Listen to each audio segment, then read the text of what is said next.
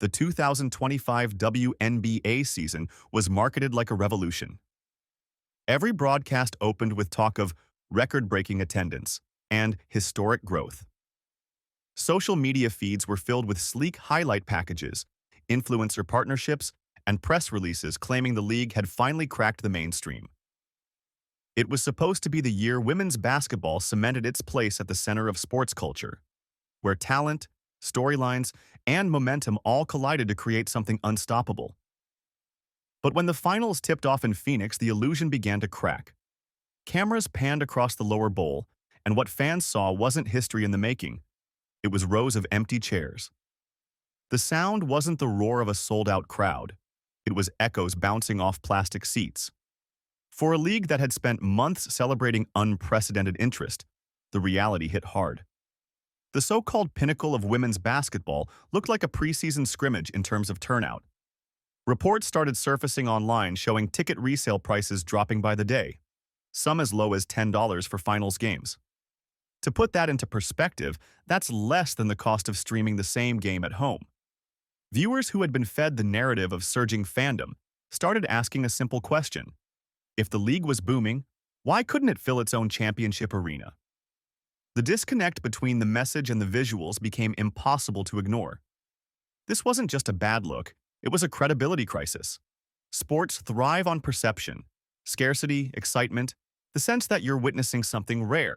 When fans see a record-breaking season followed by empty seats during the biggest games of the year, it sends a message that something underneath the hype isn't adding up.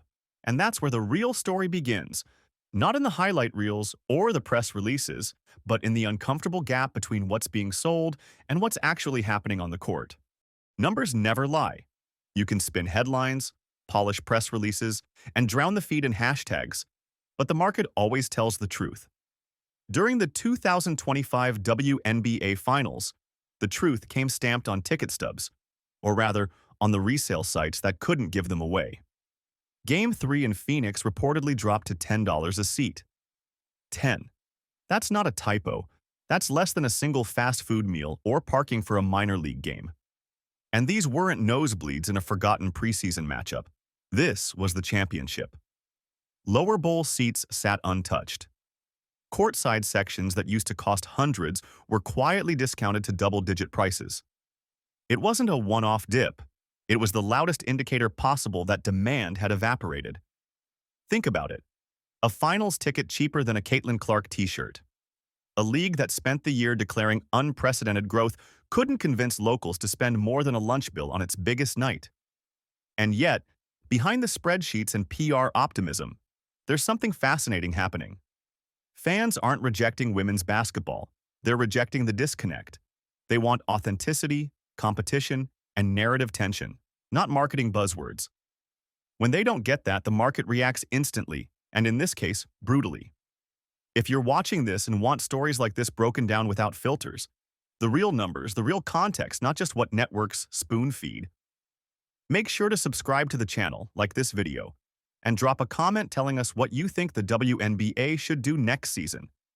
Every new sub helps this channel grow so we can keep exposing the hidden side of the sports industry. Then came DeWanna, a veteran, a finals contender, and suddenly the lightning rod for an entire season's frustration. After a rocky Game 3, she stood before cameras and spoke about the mental toll of cyberbullying, how negativity from fans online had crossed into obsession.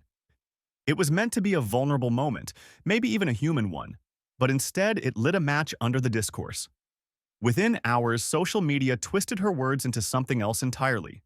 Threads exploded blaming toxic fan bases, while others accused players of deflecting from on-court performance. The story became less about basketball and more about who could craft the sharpest meme. That spiral mattered because it confirmed what critics had whispered all season. The WNBA's biggest battles weren't always on the court. They were cultural. They were emotional. They were being fought in comment sections and podcasts instead of game tape. Bonner wasn't wrong to call out the abuse, but her remarks landed in a fan environment already split between the old guard and the Clark era. By the time the next tip-off arrived, the tension wasn't about rebounds. It was about relevance, and that's a fight no stat sheet can fix. Every league dreams of a player who bends the economy of attention. Caitlin Clark did exactly that. Whenever the Fever played, ticket prices spiked triple digits. Arena staff scrambled, cameras flashed, merch vanished. She wasn't just a star. She was a gravitational force pulling new audiences into orbit. But gravity cuts both ways. Remove the source, and everything else drifts. When Clark's team didn't make the finals, the buzz evaporated overnight. That's not an insult to the athletes who did. Aja Wilson and the Aces delivered brilliance. But it shows how dependent the league's heartbeat had become on one person's pulse. That dependence is dangerous. A sustainable league needs rivalries, villains, redemption arcs, not a single savior. Fans who came for Clark's intensity should have found reasons to stay when she wasn't there. Instead, the league leaned so heavily on her spotlight that when it blinked, everything else looked dim. It's not the Caitlin Clark problem. It's the structural problem. The inability to turn a star's surge into a league-wide lift. And until that's solved, every record-breaking headline will fade just as fast as the hype that created it. Ask any fan why they drift away from a sport, and most won't say the scores. They'll say the feeling. The sense that leadership doesn't hear them, that the product feels scripted, that authenticity got replaced by slogans. That's the WNBA's current storm. For months, the commissioner's office trumpeted growth stats while avoiding uncomfortable conversations about officiating, star protection, and marketing misfires. Meanwhile, viewers kept noticing inconsistent calls, tone-deaf interviews, and a press machine allergic to accountability. It wasn't just bad optics. It was erosion of trust. Once fans suspect the narrative is being spun, every empty seat becomes proof. The loudest voices online aren't haters. They're disillusioned believers. People who wanted this league to win. They remember the energy when Clark debuted, the sense that women's basketball had finally crossed the line from niche to national. But somewhere between boardroom optimism and on-court reality, the connection snapped. The league can't rebuild that with slogans. It needs transparency, humility, and a willingness to admit when hype overran honesty. On paper, the Las Vegas Aces are everything a commissioner could want. Dominant, marketable, dynasty-level consistent. 3 titles in 4 years. Aja Wilson playing like she's rewriting the rulebook, Chelsea Gray controlling pace like a surgeon. But success has a strange side effect. It can make predictability feel inevitable. For casual viewers, a foregone conclusion kills curiosity. When everyone expects the Aces to win, tension disappears, and tension is what sells championships. Without a countermyth strong enough to balance the dynasty, even greatness becomes background noise. That's not the players' fault. It's the system's. Dynasties need compelling challengers, villains, heroes, narratives. The NBA had Jordan's Bulls and the Bad Boys. The NFL had Brady versus Manning. What did the WNBA have this year? A runaway train on a track that never curved. The Aces deserved celebration, but the league needed opposition that felt cinematic. Instead, fans got a sweep that felt inevitable. And inevitability is the enemy of excitement. If you want to fix this, you start small, but think big. First, create storylines that live between games. Market matchups like grudge rematches, not calendar slots. Make every encounter feel personal. Second, protect your stars. Fans noticed when officiating looked inconsistent, or when Clark took hard hits without calls. They remember, and they respond. Third, price honestly. Don't let finals tickets free fall like clearance items. Communicate dynamic pricing before it becomes a meme. A $10 ticket might grab headlines, but it also tells fans you overestimated demand by miles. And don't underestimate local culture. Phoenix sells out UFC fights, concerts, even rodeos. The issue isn't the city, it's connection. Partner with local influencers who actually move conversation. Turn finals week into a festival, not a formality. Fans want to feel part of something electric, not something on life support. That's how you rebuild the heartbeat. Not through slogans, but through moments that resonate long after the final buzzer.